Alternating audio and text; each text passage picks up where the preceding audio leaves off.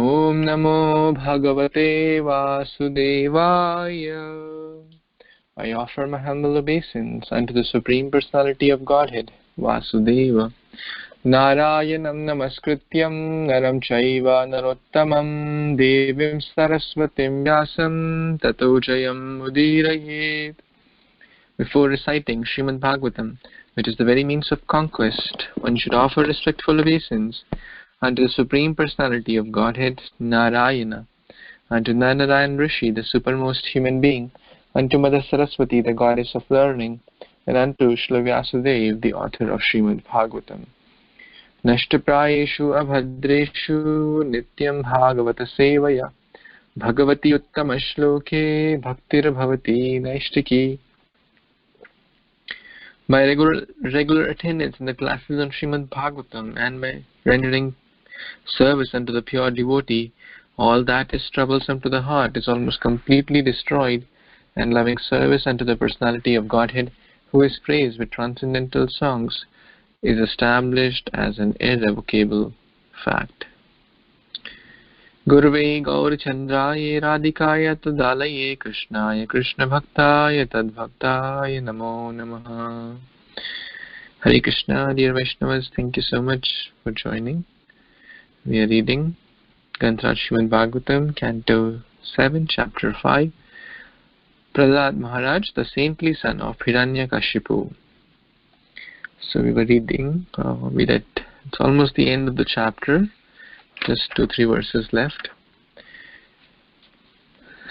So while the teachers were out and they had gone to their home, Prahlad Maharaj would not waste time and would utilize that opportunity, which was meant for like sports, games period. In childhood we used to have the games period. That's a favorite period for everyone. As soon as the teacher goes out, there is turmoil. But Prahlad Maharaj didn't waste his time. Let's see what he did.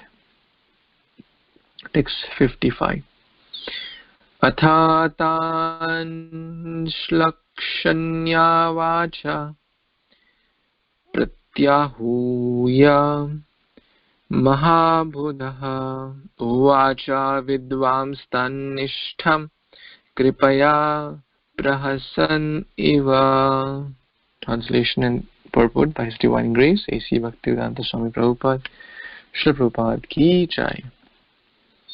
Prahlad Maharaj, who was truly the supreme learned person, then addressed his class friends in very sweet language. Smiling, he began to teach them about the uselessness of the materialistic way of life. Being very kind to them, he instructed them as follows. Purport. Prahlad Maharaj's smiling is very significant. The other students were very much advanced in enjoying materialistic life through religion, economic development, and sense gratification. But Prahlad Maharaj laughed at them, knowing that this was not actual happiness. For real happiness is advancement in Krishna consciousness. The duty of those who follow in the footsteps of Prahlad Maharaj is to teach the entire world how to be Krishna conscious and thus be really happy. Materialistic persons take to so-called religion to get some blessings so that they can improve their economic position and enjoy the material world through sense gratification. But devotees like Prahlad Maharaj laugh at how foolishly they are to be busy in the temporary life without knowledge of the soul's transmigration from one body to another. Materialistic persons are engaged in striving for temporary benefits, whereas persons advanced in spiritual knowledge, such as Prahlad Maharaj, are not interested in materialistic way of life. Instead, they want to be elevated to an eternal life of knowledge and bliss. Therefore, as Krishna is always compassionate to the fallen souls, his servants, the devotees of Lord Krishna, are also interested in educating the entire populace in Krishna consciousness. The mistake of materialistic life is understood by devotees, and therefore they smile upon it, considering it insignificant. Out of compassion, however, such devotees preach the gospel of Bhagavad Gita all over the world. So, a lot of nice lessons in this purport. That a devotee understands the real happiness is in bhakti, not in the temporary things of this material world. If two, young children are fighting over their car, toy car, the kids have toy car and it moves with battery or some other mechanism, and one they're fighting and they're crying, and then the adults would think it's just a tiny car and they are fighting over it, and the adult must be like laughing in the mind, such a silly thing that they're fighting over this candy. You stole my candy, you ate my candy, I will not leave you, you are not my friend, and all this. But the adults are doing the same thing. They just have little bigger cars. So devotees like Prahlad is like laughing. It's like, you're trying to find happiness in this car, in this home, my home, your home, this home, that home, in this economic development, religion, etc. That is not true happiness. True happiness is bhakti. The eternal happiness, eternal life of bliss is in serving Krishna. But that does not mean that, what Prahlad Maharaj was trying to be a part of solution by instructing them. Not in a way that I am better, not in a way that you are fools, but in a very kind way. As his Grace Vaisheshika Prabhu says, always leave a good impression, because if we feel I am better and they are fallen, then we cannot really share or be an instrument of sharing Krishna consciousness. But when we naturally feel that Krishna's mercy should flow as a via medium through me, and may these souls who are actually better than me, who are actually giving me an opportunity to purify myself, as Srila Prabhupada thought that he's addressed to all his disciples that you have been sent by my spiritual master so that I can engage in fulfilling his order. Prabhupada never considered them as his servants or less intelligent or fallen souls. Prabhupada always was grateful to his disciples that you are helping me to engage myself in service. So preaching opportunity is not that, I'm going to purify others, I'm going to deliver others. It is actually for my own sake. I'm going to share books or to share prasadam or any other form of sharing Krishna consciousness because I need it, and then the mercy will really flow. And in a very kind and compassionate way, not in a way of feeling better than others, that's how Prahlad Maharaj was thinking. Very, very kind, in a very, very smiling or sweet language. It's something to really pay attention. He addressed his friends in very sweet language. So our language always should be very sweet, and especially during preaching, it must be really sweet. That ties to always leave a good impression. If someone doesn't get a book, that's fine. At least they gave their time. At least they got some prasad. At least they chanted the word Hare or Krishna. At least they saw Bhagavad Gita. That's better than nothing. Any other comments or questions?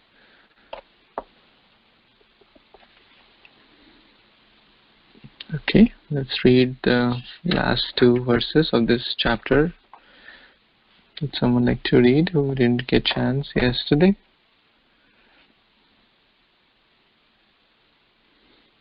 Sundari Priya Mataji, you want to read, please?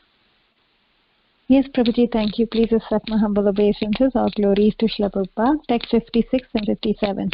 Te tu tad gauravat sarve tyakta krida parichada Bala adusita dhiyo dhyavarame te Pariyupasata Rajendra Tanyasta Harate Kshana Tan Aha Karuno Maitro Mahabhagavato Asura. Translation purport by His Divine Grace Bhaktivedanta Swami Srila Prabhupada Prabhupada Ki Jai.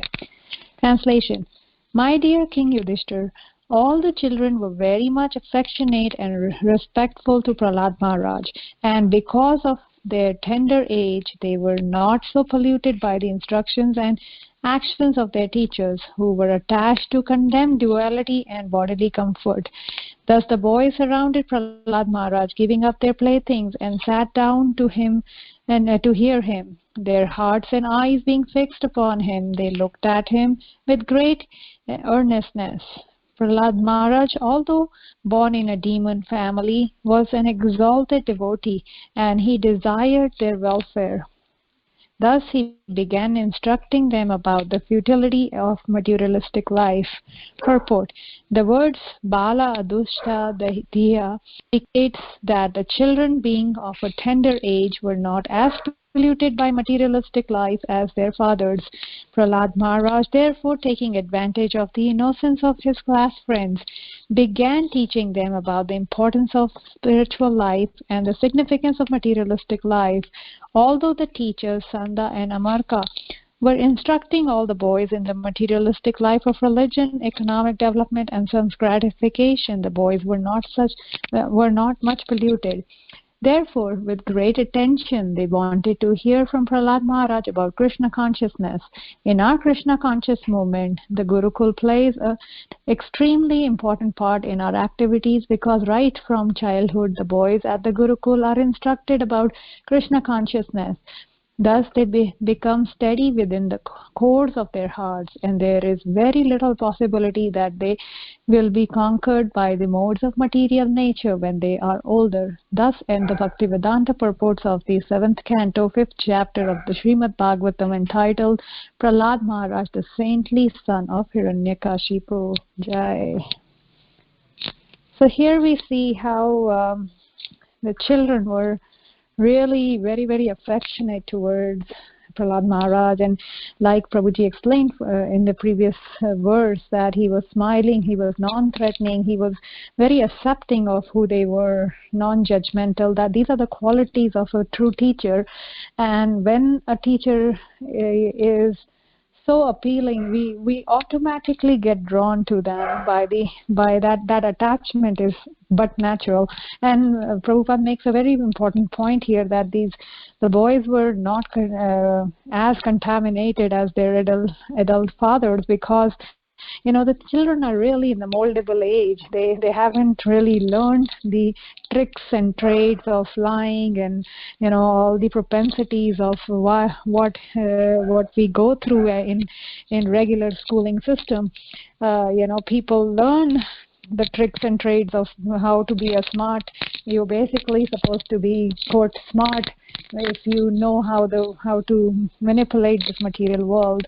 However, these boys were very innocent, and they were eager to hear from Prahlad Maharaj. And he was, even though he was born in a demon family, he desired welfare of all of his friends, and he desired that they understand that the real importance is taking up spiritual life and the insignificant ways of this materialistic life. So he, even though their teachers were instructing them, they were learning all these tricks from Prahlad Maharaj, how to be in Krishna consciousness. And Prabhupada makes a very important point that in Krishna conscious movement, the Gurukul plays an important role. We see those devotees who have been through Gurukul, so many things come naturally to them, and the deity worship, because they've seen, they don't have to start from a scratch. They've seen how to, even a small little 2-year child knows how to do Tulsi Parikrama, how to do So a lot of things are really given to them in that system as their parents practice and they put them in Gurukul. They learn few things that is very hard for normal people that have been into materialistic mold. Once it's easy to mold a child when they're young, they can teach anything, be taught anything. I'm really admire how Vamsi Vilas Prabhu and all the rest of the devotees and Matajis are teaching these kids so with so much love and patience. The songs, they learn kirtan so fast, His Grace Swarup Damodar Prabhu, he's very he's a senior devotee and a very wonderful kirtaniya. He was telling me that the kids at the age of 5, they are so fast that they can learn the melodies even in their sleep. If you wake them up, they know exactly which melody to sing, and they're scientifically, so that's the beauty of it. So the Prahlad Maharaj really took that opportunity, and with a non-threatening way, he with so much love and affection, he taught them so many things. And the next chapter really goes in depth about it. This whole chapter really taught us the main qualities of Prahlad Maharaj and this particular verse teaches us to be a patient, be loving, and be tolerant of who we are preaching, and non-judgmental, and whoever they are, even if they are demonic, we have to give what we receive from our acharyas. That's the love that if we give that love that Krishna we receive from our acharyas, that Krishna's love that we get, then people will have more respect, more love, and we have to feel it in ourselves. And that's why our sadhana, our reading of Srimad Bhagvatam and all these associating with devotees is so critical, because when we go out in the real world, people not just look at us as they label us as Krishna's devotee, and we should be proud of it. We should take that as a challenge and say, Krishna, I want to give your love openly to everybody. And unless we practice ourselves that yes, Krishna loves me so much that I have so much to give, that will not come naturally. So it's a practice. That's why it's called sadhana. So thank you so much for all the devotees for their reflections on this chapter. Thank you, Prabhuji. Please correct me if I've misspoken. Hare Krishna. Thank you so much, Mataji. Children are like sponge, as Mataji said. Good or bad, they will absorb very fast. It's the choices of the parents. Children don't have a lot of independence to make their choices. Whatever parents make the choice, children will just follow, at least till a certain age. After that, whatever sanskaras have been built up, they will decide. But yeah, if the childhood is nicely nourished and nurtured in Krishna consciousness, then certainly the foundation is good, and then bhakti will never be lost. Okay, any other comments or questions on this text?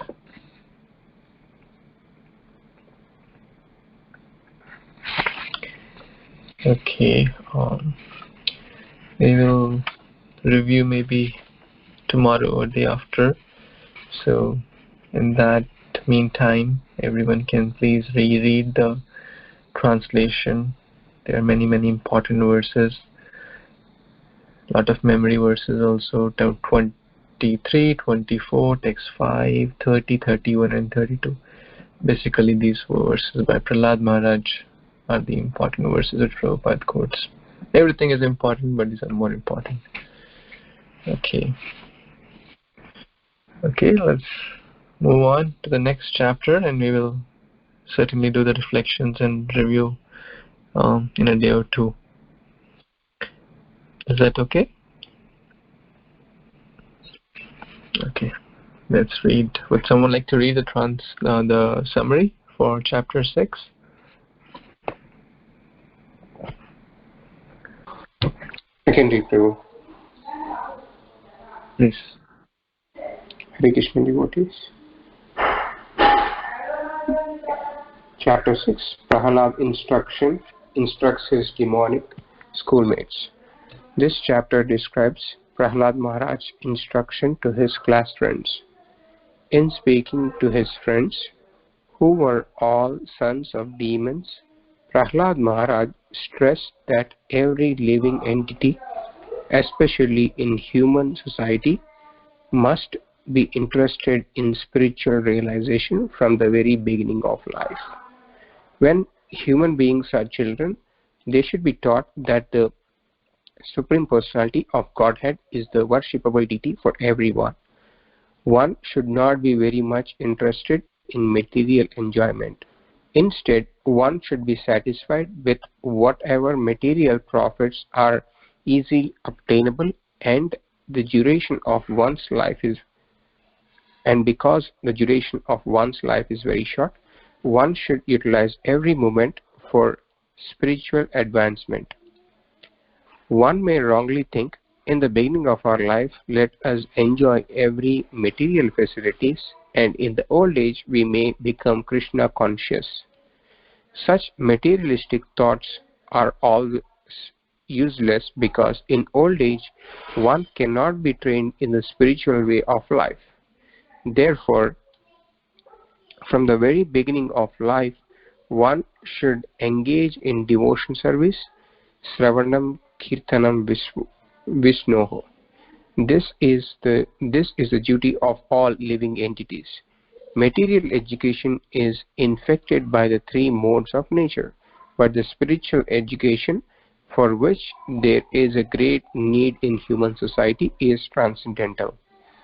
Prahlad Maharaj disclosed the secret of how he had received instructions from Narada Muni. By accepting the lotus feet of Prahlad Maharaj, who is in the Parampara's succession, one will be able to understand the mode of spiritual life.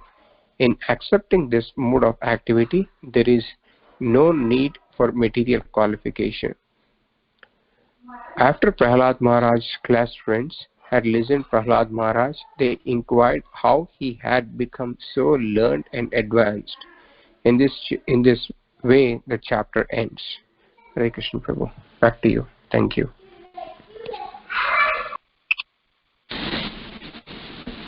Thank you so much, Prabhuji.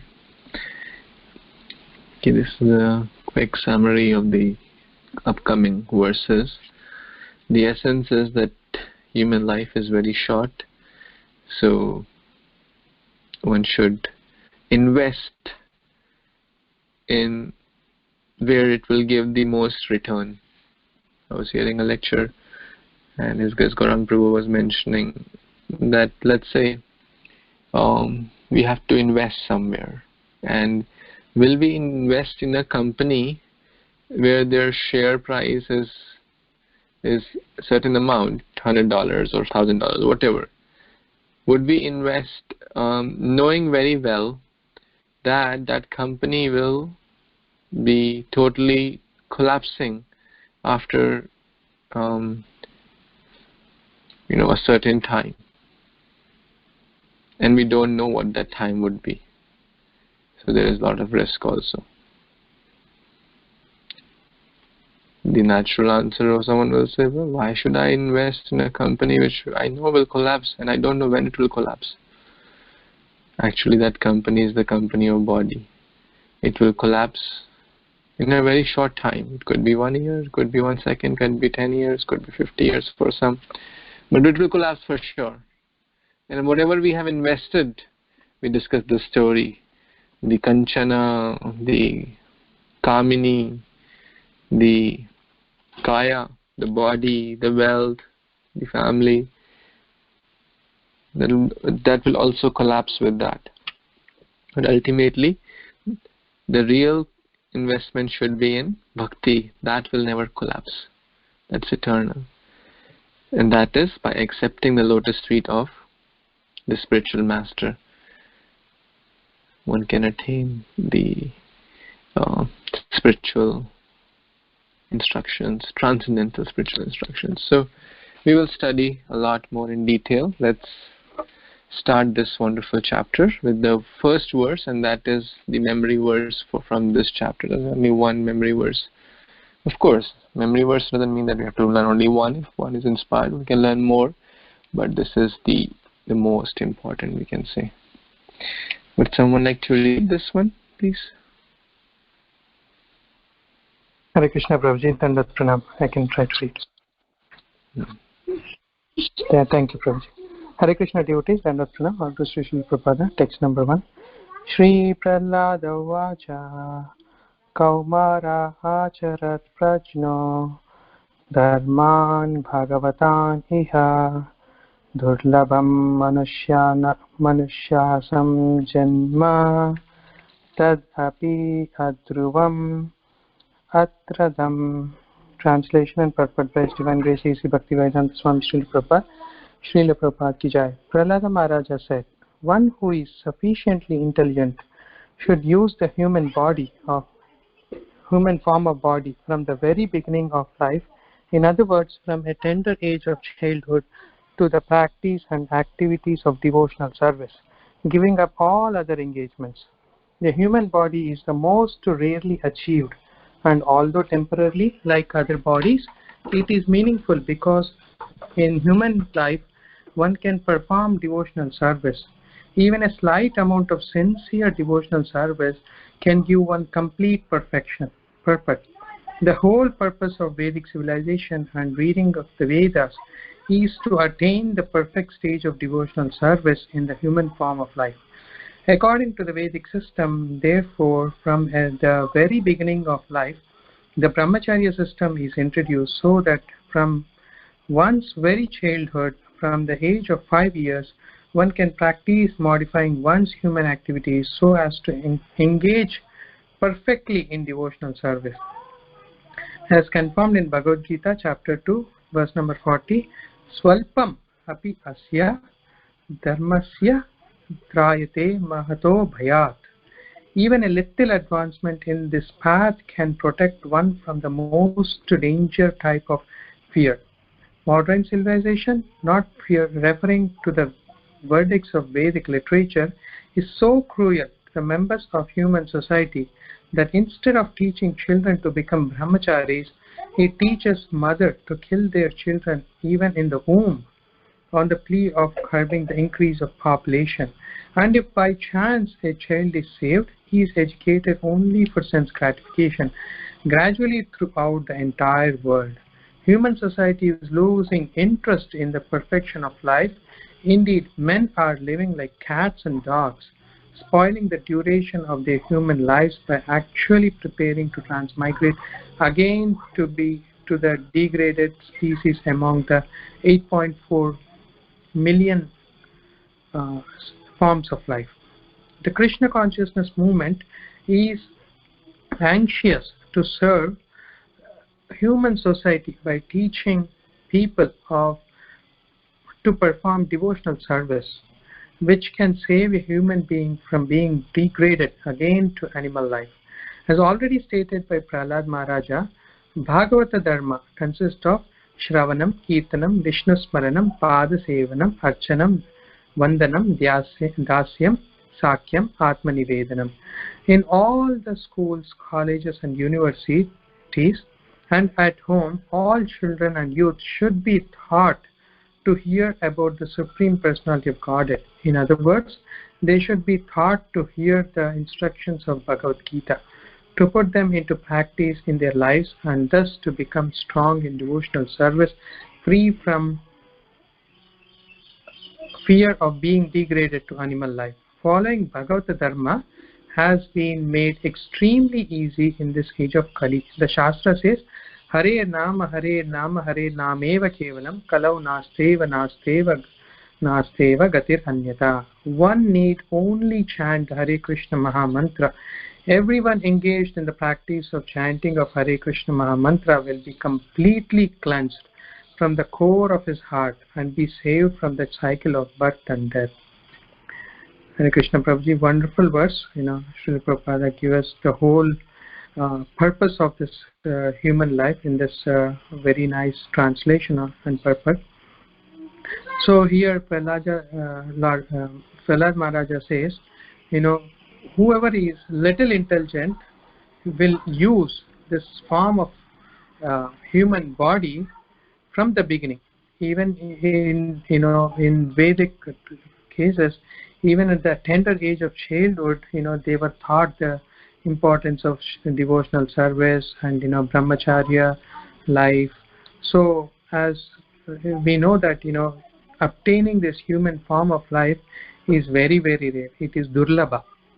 So in this, if we can at least use this human form of life to elevate ourselves, our goal should be to reach the lotus feet of Lord Krishna. So if we follow the Vedas, then it was all in the Vedas. We had the Gurukula system, and so one used to properly get educated.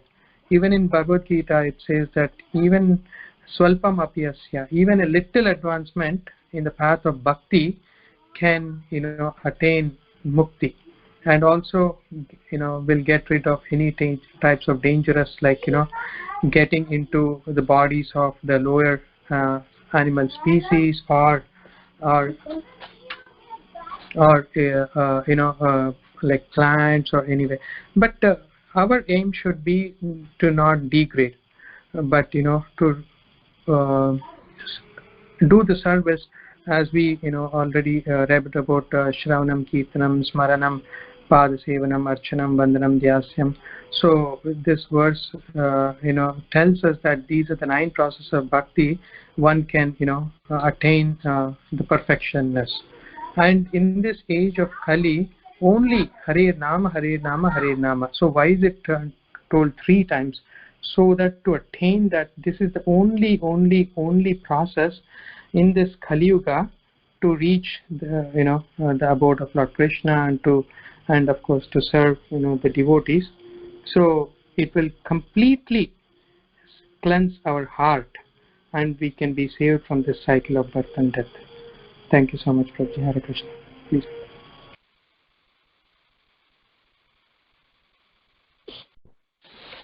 Hare Krishna, sorry about that. Thank you so much, Prabhuji. So, again, very, very important verse which is quoted many times, Kumar Acharit Pragyo, that one should start the process of bhakti from a very, very tender age, which is here translated as around 5 years. But we have seen many other purports of Srila Prabhupada, where Prabhupada mentioned, and Prahlad Maharaj himself is an example for that, that actually it begins from the conception time. Because we will study that later, that's how Prahlad Maharaj received that knowledge. So the question may come, why it should be started from a tender age? Why not at the age of 50, or why not at the age of 70? Why to start early? Often many people have this question, that right now it's time to enjoy, or to grow up in career, or to reach newer heights. Bhakti is a time when people don't have anything else to do, and they retire or go to temple. That's what most people have this, especially in India, this kind of conception. So some of the reasons. Number 1, this human form of life is adhruvam, is impermanent, as Prahlad Maharaj is mentioning. We don't know how many years we have left pending. Who all can say for certain that they will live for 70 years, or they will live for 80 years? Can any one of us say like that for sure? We cannot say for 7-8 hours, what to speak of 70-80 years. Because what may come tomorrow, we don't know. And that's true for a 5-year-old, that's true for a 20-year-old, 50-year-old, 70-year-old, 80-year-old, whatever our age may be. We're already very late, actually, as per Prahlad Maharaj. So, number 1 reason is that death is uncertain. No one can say that, I will live for a certain amount of time, and then after that, after 60 years I'll start, or 70 years I'll start. That's not logically correct. Number 2, as we read in the previous verse actually, Bala adushtadhiya. Children are easily malleable. They are open-minded. Their buddhi is not dushta. In adulthood, there is lot of me, mine, ego, false ego. Lot of the pot is already set. The pot makers give the shape to the pot when it is wet. It can be easily given any shape, but when it is baked, that means in the adulthood or later, old habits die hard. And we see that the children who take to bhakti, they take it very fast and easy. But adults, it's difficult. It's not impossible. It's very challenging, much more challenging. Number 3, if someone we have to give some flowers to anyone, our near dear one, or to Krishna, which flowers will we pick? Will we pick the most rotten ones, which are 10 days old, about to die? Or will we pick the most fresh ones? Naturally, you all will say, whether it is just one flower, I'll pick the fresh flower. I won't pick 10 flowers which are about to die. What's the use? So, offering ourselves in the service of the Lord, when we have energy, when our senses are working properly, so then we can do some service. At the age of 70, 80 years, old age is tough. Therefore, it's said to be one of the 4 challenges, Janma, Mrityu, Jara, Vyadi. Lot of challenges come, health issues and so many issues. Of course, I'm speaking theoretically, but I can see so many. Nowadays, even in youth, there are so many health issues. And as the machine is growing old, it's getting weak. It's not getting stronger. So the health issues, the challenges, bodily issues will keep increasing. So at that point, if someone says, okay, I have enjoyed everything, I saw the whole world and enjoyed everything, first of all, the desires don't stop. We have discussed many times. But even if one tries, it is like, giving those stale old flowers to Krishna. Krishna will say, well, you tried to enjoy everything, the whole life, and now when you have nothing else, you're trying to come to me. You're trying to give the worst portion of your life to me. Better than not doing anything, but certainly not better than giving oneself from the very beginning. So, the 3 main reasons that old habits die hard, therefore one should start at the young age. Children are very, very receptive. They're like sponge. So that's what Prahlad Maharaj is teaching. That this body is, although it's temporary, but it is meaningful. Why? Because we have attained this rare human form of life. Cats and dogs cannot come to Bhagavatam class. So the real meaning will only be fulfilled if we utilize it for the purpose it is intended. If we use it for the purpose which it is not intended, eating, sleeping, waiting, defending only, and missing the bhakti portion, then it is like cat and dog. Then we have not used the full opportunity which is available in human form of life only. That is Dharman Bhagavati, Bhagavatan, Bhakti to the Supreme Lord. Any other comments or questions? Hare Krishna, Dhanvat. This is Bhadra. Dhanvat everybody. I had one more point in your 3 points. One more point is that you always quote the verse of Sukha Sankaracharya, Balayavastha, Kridavastha. Then you play in the childhood, in the young you are busy with the family life and all that, and the old age you are in the anxiety of thinking of the chinta of the whole family members and all this. So when we say in the old age I'm going to engage devotion, so it's very difficult, because if you are not trained up in the childhood, or even young age, then old age will be more towards chinta, thinking many other things, worried about property, family, wife, sons, daughters, grandson, particularly grandson. So these are the points. So it's better. And they have seen in the lives of the devotees, actually, the ISKCON who has gone to Gurukul, of course, Gurukul was not, I'm not going to go to that point right now. The people who, devotees who are the young who have gone into Gurukul, their consciousness is completely different than what I consider my consciousness, because they were trained up in that situation. So this is another 4 point. Thank you, Prabhu. Thank you so much, Prabhuji. Any other comments or questions about this verse?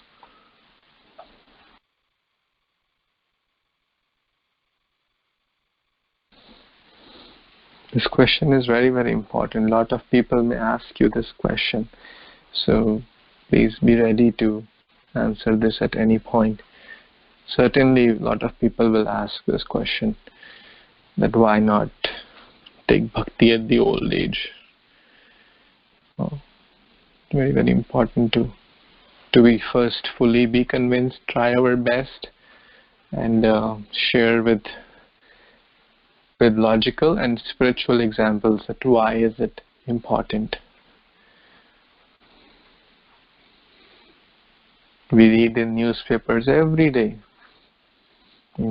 people from, like recently there was, my mother was sharing, recently means few months back, before this whole situation, young graduates from IIT or prestigious college, about to go into their career, they had almost graduated in the final year, and they were going for some vacation or something, and car accident, 4 people dead. Newspaper is full of these stories. They are not all old people in their 80s or 90s who are dying. They are not all diseased people. They are not all poor people. They are not all Indian or American people.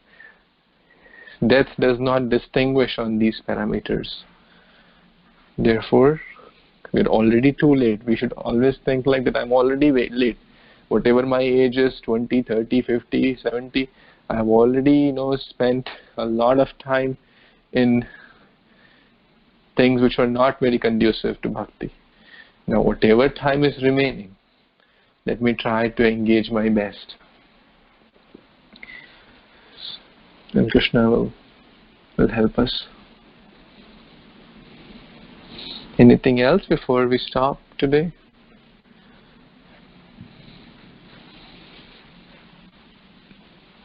Okay, we'll stop here and continue tomorrow. Grantraj Srimad Bhagvatam ki jai, Srila Prabhupada ki jai, Samaveta Gaur Bhaktavind ki jai.